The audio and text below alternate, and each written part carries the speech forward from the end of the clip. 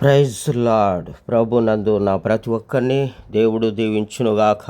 ప్రార్థన స్వరం ప్రతి దినము దేవుడే వాక్యమై ఉన్నాడు.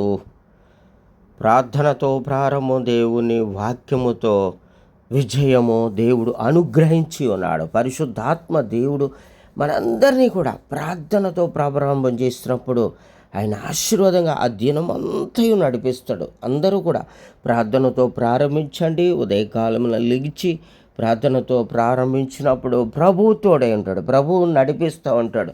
అయితే ఆయన నిమిత్తము మత్తయి సువార్తలో అంటున్నాడు, 10వ అధ్యాయము 22వ వచనంలో, మీరు నా నామము నిమిత్తము అందరి చేత ద్వేషింపబడుదురు, అంతము వరకును సహించు వాడు రక్షింపబడును. ఆమేన్.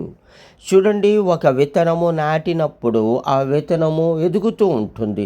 ఎదిగేటప్పుడు అనేకమైన తుఫానులు వస్తాయి, ఎండ దెబ్బ కొడుతుంది, వడదెబ్బ కొడుతుంది, రకరకాలైనటువంటి శ్రమలు వస్తూ ఉంటే అది సహించి భరించి ఎదిగి ఫలిస్తూ ఉంటుంది. దాన్ని చూస్తుంటే మనకు ఎంతో ఆనందము, సంతోషం వస్తూ ఉంటుంది. పంట కోసుకునేటప్పుడు పట్ట జాలనంత సంతోషం మనకు కలుగుతుంది. అందుకే దేవుని నామము నిమిత్తం ఎవరైతే సహిస్తారో ఖచ్చితంగా వారు దీవెనకరంగా ఉంటాడు. కీర్తనలు అంటున్నాడు, కీర్తనలు 119 105వ వచనము, నీ వాక్యము నా పాదములకు దీపము, నా త్రోవకు వెలుగునై ఉన్నది.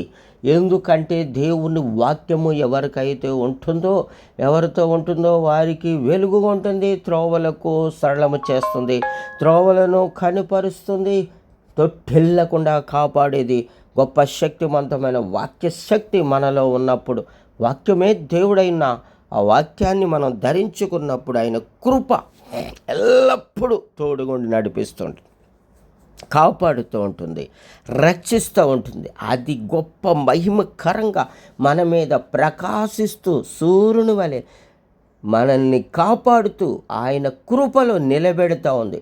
కష్టాల్లో, బాధల్లో, ఇబ్బందుల్లో, ఇరుకుల్లో, శ్రమలో కుంగినప్పుడు అది లేవనెత్తుతుంది, ధైర్యపరుస్తుంది.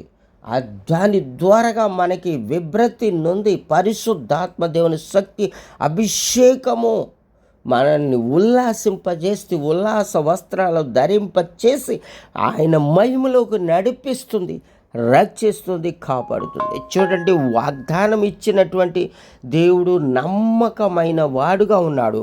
నమ్మకమైన దేవుని నమ్మిన మన అందరము కూడా ఈ దినమంతయు కాచి కాపాడి రక్షించువాడు, దీన స్థితిలో నుంచి లేవనెత్తువాడు, పెంట కుప్పలోంచి లేవనెత్తువాడు. మనం ఈరోజు ఏ స్థితిలో ఉన్నా ఎవరైనా సరే వాగ్దానం అనుభవించండి, వాగ్దానాన్ని బట్టి నడుచుకోండి. ప్రభు మీకు తోడై ఉంటాడు. ప్రార్థన చేసుకుందాం. ప్రభు తోడైండు లాగున. తండ్రి, మీకు వందనాలు, స్తోత్రాలు అయ్యా. అంతము వరకు నమ్మకంగా ఉన్న వారిని ప్రభు ఇదిగో నీవు రక్షింపబడతారని చెప్పావు. అవును తండ్రి, ఎవరైతే ప్రభువనైనా వాక్యానుసారంగా నడుస్తున్నారో వారందరి పాదాలకు దీపమై ఉంటానని, వారు త్రోవలకు వెలుగునై ఉంటానని మీరు వాగ్దానం చేస్తారు. నాయనా, నీకు వందనాలు. ఈరోజు ఎంతమంది ఎన్ని రీతిలుగా పనుల మీద, ఉద్యోగాల మీద ఉంటున్నారు. వారి కష్టాలు, బాధలు, అప్పులు, సమస్యలు, కీడు యేసు నామములో సమస్తము కొట్టివేయబడునుగా కానీ ప్రార్థన చేస్తున్నా. నిమ్మలపరచబడునుగా, సమాధానం వచ్చునుగా, శాంతి వచ్చిన, ప్రతి రోగ వ్యాధులు, సమస్యలు యేసు నామములో పోవునుగా కానీ ప్రార్థన చేస్తున్నా. ఈరోజు పుట్టినరోజు, వివాహ వేడుకలు జరుపుకునే సంవత్సర దయా కిరీటం వచ్చునుగా కానీ ప్రార్థన చేస్తున్నా. ప్రభువా, మీరే సహాయం చేయండి. ప్రతిదినం కాపాడువాడు, కొనుకడు నిద్రపోడు. ఇశ్రాయేలు కాపాడువాడు, కొనుకడు నిద్రపోడు. అయ్యా, మాకు మీరు తోడే ఉన్నారు.